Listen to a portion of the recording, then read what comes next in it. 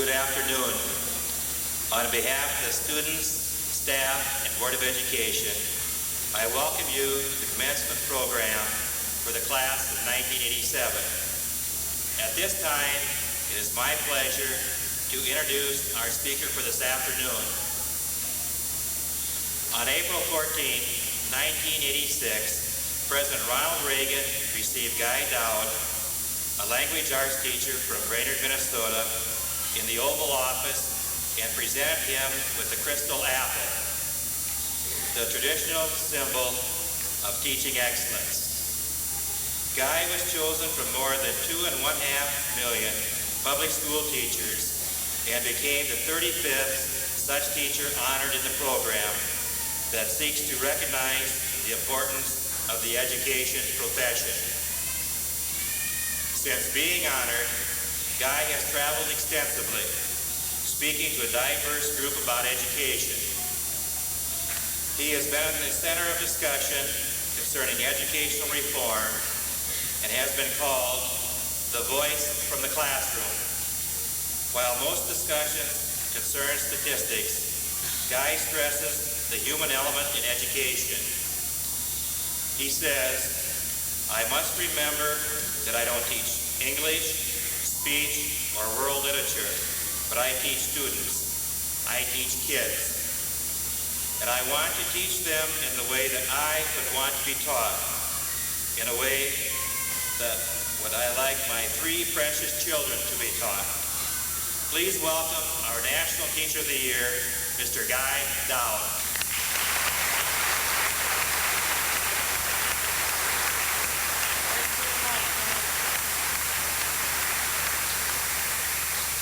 I feel really honored, graduates, to be here and be able to be your speaker, class of 1987. I graduated not too far away from here in Staples, Minnesota back in 1971. And since being chosen National Teacher of the Year, I've been asked to speak at quite a few commencements. One of the first questions I asked myself when I was asked to speak at a commencement was, what did my graduation speaker speak about when I graduated from high school? I don't have the slightest idea. And so all I remember about my graduation from high school was that it was hot. And then I graduated from Brainerd Community College in 1973, so I said, now, what did my graduation speaker from Brainerd Community College have to say? I don't remember anything. All I remember is that it was hot. And then in 1975, I graduated from Concordia College in Moorhead. And so I started to think, well, what did my graduation speaker from Concordia have to say? I don't remember a word, or who it was, if it was a he or a she. All I remember is that it was hot. So, you know it's hot. It's been nice visiting with you. That's what you'd really like me to do, isn't it? You know, graduation speeches are the hardest to give because everybody expects you to be really profound and not be trite and do it all in 10 minutes. Well, it's impossible. I think Winston Churchill had the right idea. He was asked to give a commencement address, and the time for his address arrived, and he hadn't shown up at the college yet. And they kept thinking, well, where's Winston Churchill? Where's Winston Churchill? And they couldn't wait any longer, so they were going to give the diplomas and go on without him, and all of a sudden, up pulled the black Bentley. And by this time, Winston Churchill was an elderly man. And he got out of the black Bentley and he put his cigar down. He walked up to the lectern. Everybody quieted down. He turned and he looked at the graduates and he said, "Young people, never give up. Never, never, never." Put his cigar in his mouth, walked back into the Bentley, and drove off. I was tempted to do that today. But if you will give me just a couple minutes, I guess I'm not Winston Churchill. I really appreciate the chance to come here to Long Prairie. Having grown up in Staples, I've always thought of Long Prairie as the town that became the county seat that shouldn't have. There's a special spirit here that's evident, though. Back in 1974, I ran for state representative from District 13A, which Long Prairie was part of at that time. And I think I knocked on every door in Long Prairie. You were just children at that time. And I've always had a special fondness for Long Prairie. And coming to town a little bit early today, I was driving around and I saw that spirit that's alive here. It was on one of the marquees of one of the local churches, Pastor. I don't know if it was your church or not, but one of the ministers or one of the priests had gone out and put up on the logo on the marquee, "If you're tired of sin, come on in."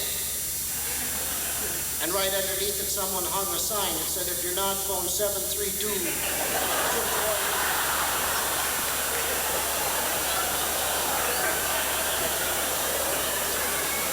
And I thought, yes, there's a wonderful spirit here in Long Prairie. And I'm really proud to be here. Well, you know, I love that introduction, but I really don't have any claim to fame. You know, when I was chosen National Teacher of the Year in 1986, a reporter from USA Today phoned me and he said, "Mr. Doud, what does it feel like to have been chosen the best teacher in America?" And I said, oh, stop right there. In no way does being chosen Teacher of the Year in America mean I'm the best teacher anywhere. Certainly not here with 2.5 million teachers in this country, not in Minnesota, not even in Brainerd, Minnesota. I hope I'm the best teacher in my classroom. But the whole idea behind the program is not to pick the best teacher, but to pick someone to speak on behalf of all the good educators in America. So I don't have any claim to fame. If I did have any claim to fame, back when I was campaigning here in Long Prairie in 1974, going door to door, I weighed 307 pounds. And then I started teaching, and I just finished my first year of teaching, and there was this very attractive girl who had been one of my students. I'll have you know, I never dated in high school. I went all the way through college without ever having had a date. And I graduated from college, and I thought, well, if I haven't dated yet, it's too late to start, because you're already supposed to know how to do everything, and I didn't know how to do anything. And now I have 3 children, and I hope that none of them date till they get out of college. But I was just about ready to begin my second year of teaching, and I ran into this girl who had just graduated the previous May, my first year. She says, "Oh, Mr. Doud, are you still teaching?" I said, "Yes, Julie, I finished my first year." And she said, "Well, are you married yet?" I said, "No, Julie, I'm not married yet." And without hesitating, she said, "Well, you know, you'd be kind of cute if you lost 100 pounds. And so I turned on the television the following morning, first day of teachers' workshops, and Dr. Arculene was on with a diet for extremely obese people. And I qualified. So I wrote it down, and I started dieting, and I lost 127 pounds, and I've kept it off ever since. I'm pretty proud of that.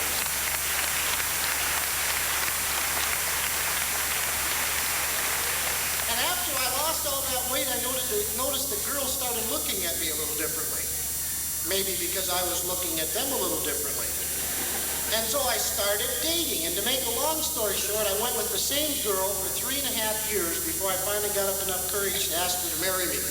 And once we decided to get married, we thought it'd be a good idea if our parents met each other.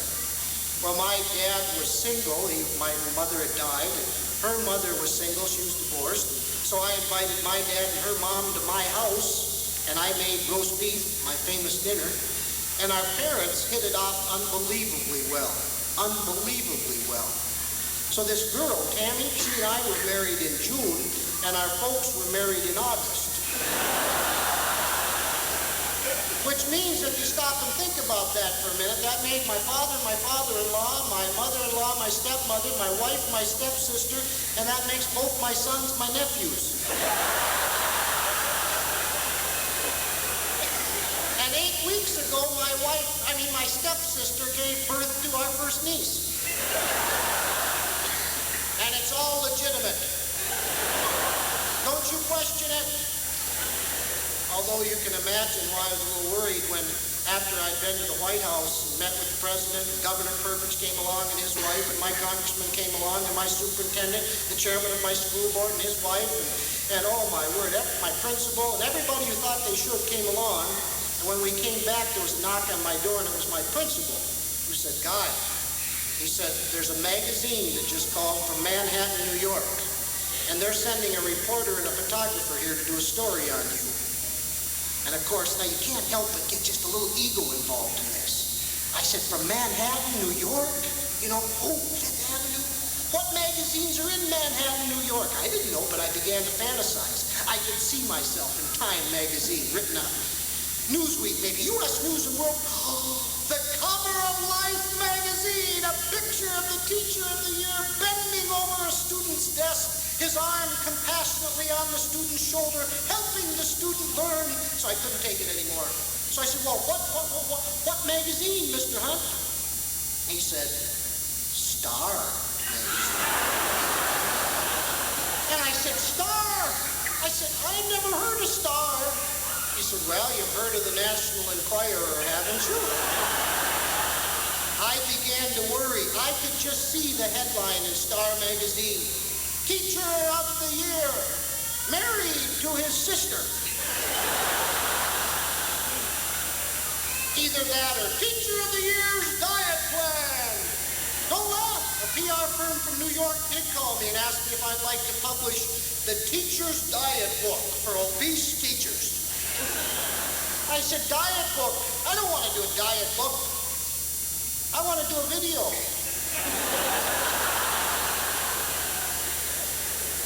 So it's a great honor for me to be here. I don't have any claim to fame. I'm a teacher and I'm proud of that. And it's an honor for me to have a chance to address you and try to say something that when you guys get back together at your 10th reunion, or maybe even if you're at your 5th, if you have one, you say, "Now who was our graduation speaker? What do you have to say?" I hope that I can say something that you can take with here today, from here today, that you can remember. Most graduation speeches fall into a typical little routine. Go out there and get them. The world is waiting for you. Strive for success. Do your best. I want to tell you a children's story.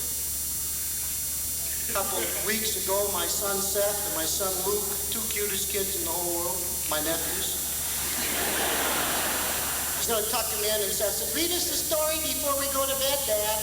I said, "Well, you pick one out."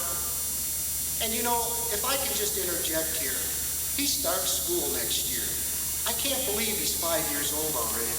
It seemed like just yesterday that kid was born, and here he is, he's starting school, and before I turn around, he's going to be sitting where you're sitting.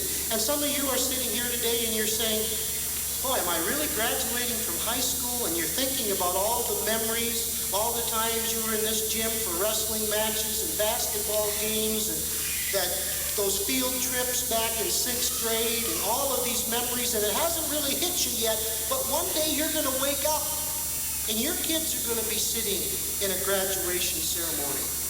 And you're going to say, "Where's it all gone? How did it go by so fast?" So, you know, I asked myself, what do I want for my kids? And so Seth picked out a book, The Three Little Pigs. And he brought it to me, and I said, "Why don't you get a different book?" He goes, "No, I want you to read this one." And so I said, "Okay." And I told him the story. And you know the story. 3 little pigs go out into the world. And the one little pig, oh boy, he's going to do it fast. And so he builds his house with straw. Although he'd been warned, he went ahead and he built his house with straw. And along comes the big bad wolf and says, little pig, let me come in." And the little pig says, "No, not by the hair in my chinny chin chin." And so the big bad wolf says, "Well, then I'm going to huff, and I'm going to huff, and I'm going to whoo." And he huffed and he puffed and he blew the house down and he gobbled up the first little pig. Then the second little pig, he wasn't much smarter than the first little pig. He built his house out of twigs and little sticks. And the big bad wolf came along and he said, little pig, let me come in," and you know the rest. And he gobbled up the second little pig. And then the third little pig, Some people thought he was kind of crazy because he took extra time, extra effort, did extra work, and he built his house out of brick, out of stone. He had a solid foundation for his house. And along came the big bad wolf. He said, little pig, let me come in. And the third little pig said, no, wait, buddy, you're not getting in. And so the big bad wolf says, I'm gonna huff and I'm gonna puff and I'm gonna blow your house down. And so he huffed and puffed and huffed and puffed and he couldn't blow the house down. And so he thought, aha, he saw the smoke coming out of the chimney. He went up on the roof and he came down the chimney and he landed in a big vat of boiling water. And the third little pig had wolf stew. And so I finished reading that story and I said to Seth, I said, that was kind of a different version of the story, but that's the way it was. I said to Seth, I said, honey, what does that teach you? He said, I should eat wolf stew. And I hope all of you eat wolf stew because you've had a solid foundation. You have a good education. You're going to build on that education. And as you continue to build and realize that learning is a lifelong process, when the big bad wolf comes your way, you can have wolf stew. So you have a solid foundation. And once you have that foundation, then you have to dream great dreams. Don't settle for a good life. Try for a great life. How many of you, any of you take physics in high school? Okay. Or advanced math, algebra, calculus? I want to tell you a story about a guy by the name of George Danzig. You know, sometimes we limit ourselves because we think it's not possible. George Danzig went to Stanford University in the midst of the Depression, 1933. I never knew those conditions. You never know those conditions. That's just history to us. But it was a rough time. There weren't many jobs. There were bread lines for the unemployed. And the thought of getting a job after he graduated from college was almost nil. There weren't many jobs. There were a few teaching jobs here and there, and George Danzig thought, if I could be the best in my class, maybe I could get a job. But he wasn't the best in his class. He was somewhere below the best. And he thought, you know what I'm going to have to do? I'm going to have to study extra hard on the physics exam and get the best grade on the final. And if I get the best grade on the final, maybe I'll get the best grade in the class and maybe I'll get a job. So George Danzig studied unlike he'd ever studied before. He studied and he studied and he studied, and the day of the test came and he overslept. And he woke up, he said, oh my word, and he ran to class and he got there 10 minutes late and he was huffing and he was puffing and he thought the teacher wouldn't give him the exam, but the teacher handed him a blue test booklet and said, you better get to work, George. And George sat down and he opened it up and there were 8 physics problems. And he started in and the first 4 came easily and the last 3 were a little bit more difficult. And he kept looking at the clock because the time was expiring. And finally he kept looking at the clock and he was figuring out the answer to the last one and he knew he had all 8 of them right. And he was delighted. And just as he was going to quit, the professor said, how did everybody do with the 2 that are on the board? And George looked up. He hadn't seen the 2 on the board. And his heart stopped. He went from joy to complete exasperation. There's no way he was going to get the best grade in the class. He wasn't going to get the job. He didn't do the 2 on the board. And then he thought something. He remembered something somebody had said, that success often comes as a result of how you respond to adversity. And so he kind of hung around. He said to his teacher, he said, teacher, professor, would you mind if I have some more time to do the 2 that are on the board? His professor looked at him and said, no, George. You can have until Friday at 4 o'clock. This was Wednesday. He had 2 days. He was overjoyed. He wrote down the questions. He went back to his dorm room. All of a sudden, he realized these were a lot harder than the ones in the test book. And he worked on them, and he worked on them, and he couldn't get them. And finally, he figured out one of them, but he couldn't get the other one. He turned the test in at 4 o'clock on Friday. He was sad. He spent a very lonely Saturday. On Sunday morning, 7 o'clock, there's a knock on his dorm room door. Yeah, what? He got out of bed, thought he was dreaming. He went over and he opened his door, and here stood his professor in a suit and tie, probably on his way to church or synagogue or something. And he, well, Professor, what are you doing here? And the professor reached into the room and he hugged George. He said, George, you've made mathematical history. And George said, huh?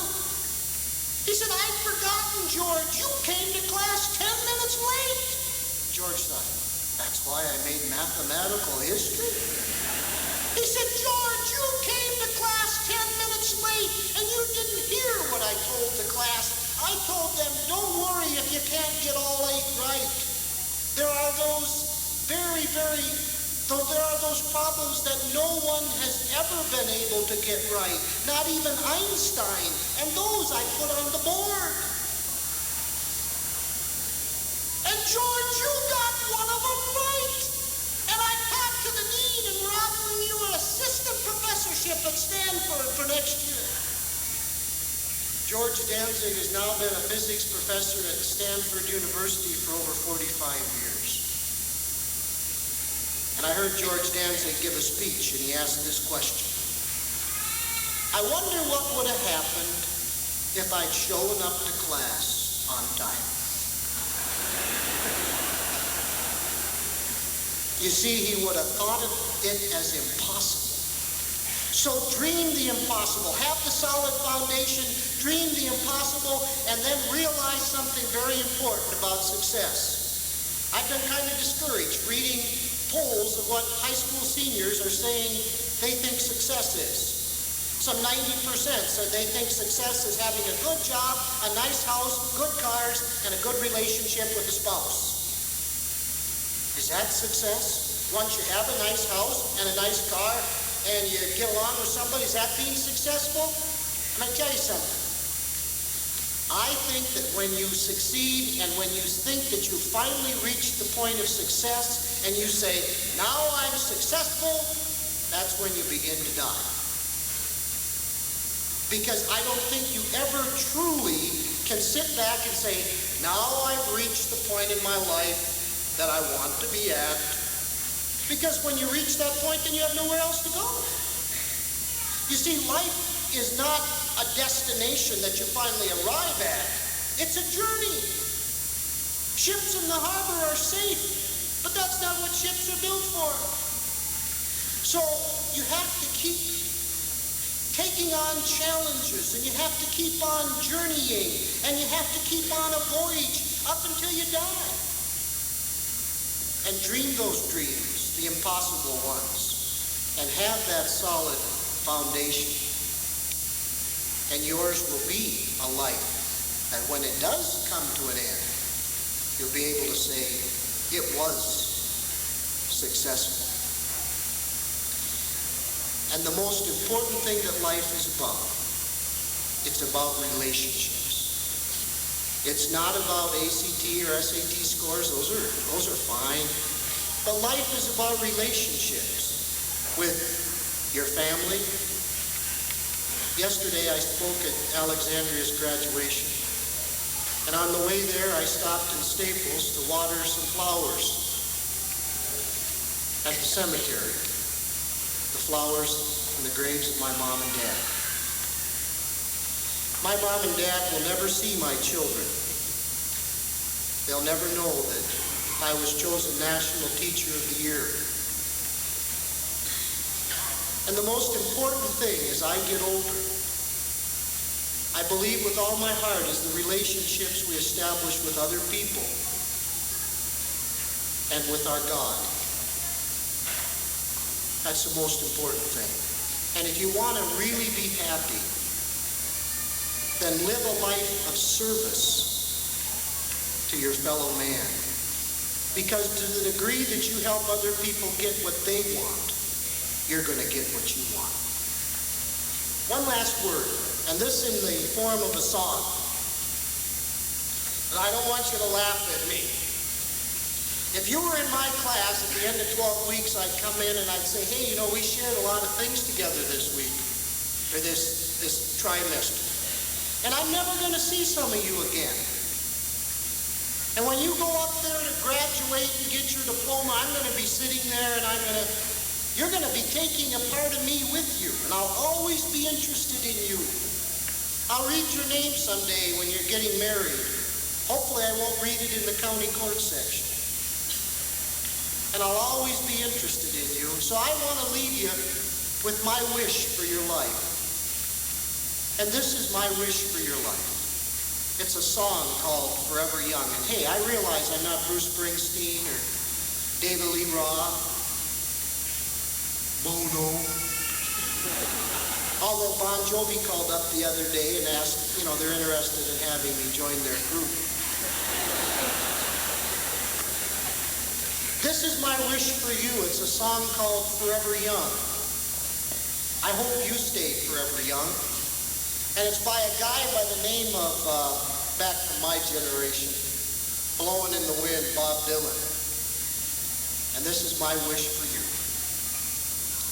May God bless and keep you always. May your wishes all come true. May you always do for others and let others do for you.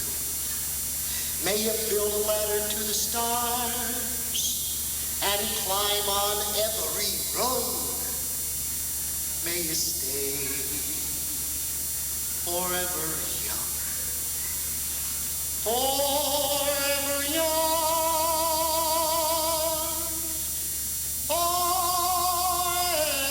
Forever young. May you stay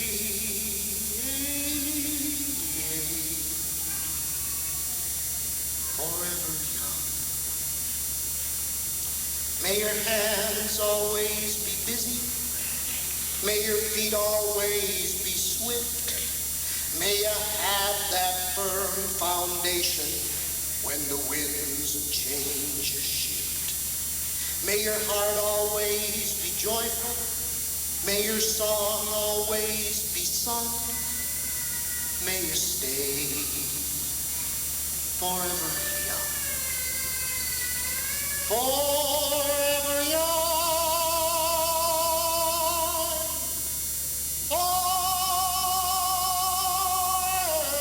Forever young. May you stay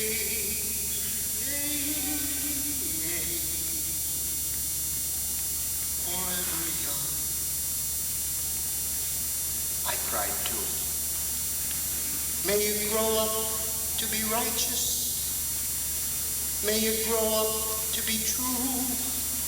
May you always know God's love and feel His truth surrounding you. May you always be courageous, stand upright, and be strong. May you stay forever young. Forever young.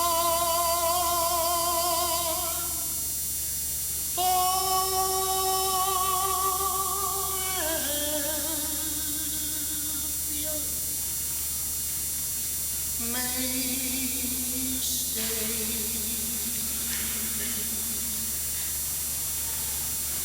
forever